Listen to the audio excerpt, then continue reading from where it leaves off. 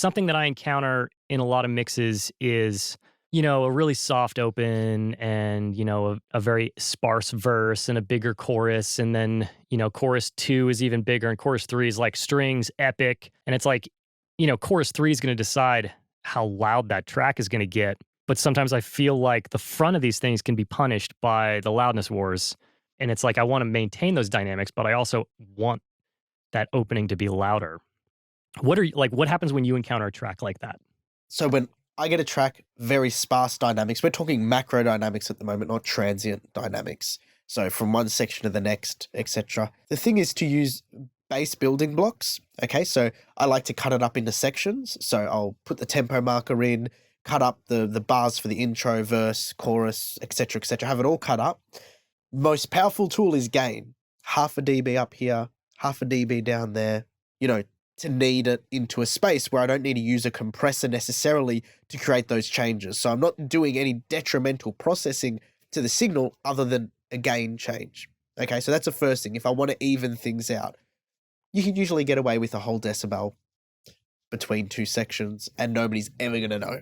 Okay, that's the first thing. So you can buy yourself one whole extra LUFS, one whole extra loudness unit of headroom just by doing that.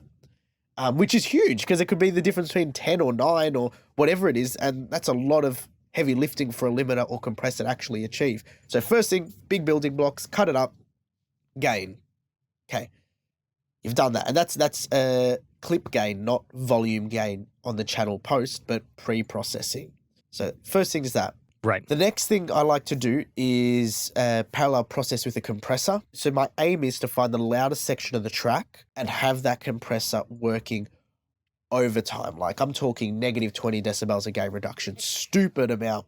And the reason is because what you can actually do is create an automatic volume rider with this. So if it's compressing incredibly hard during the louder section and during the super soft section, it's doing next to nothing. What actually ends up happening on that parallel blend is it adds overall volume to those softer sections.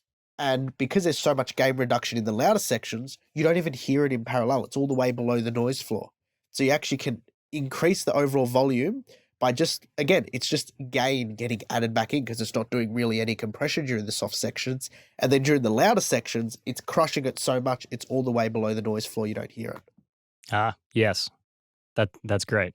If you do those two things, you've bought yourself 2 decibels, 2.5 decibels of headroom, at least, in terms of overall loudness to play with. And you've done really nothing to the tonal integrity of the mix because everything is either a gain change or in parallel. And when the parallel one compressor is working, you can't hear it. And when it's not working, it's just adding gain because it's a sum of 2 signals. So you haven't really destroyed the integrity of the tone there.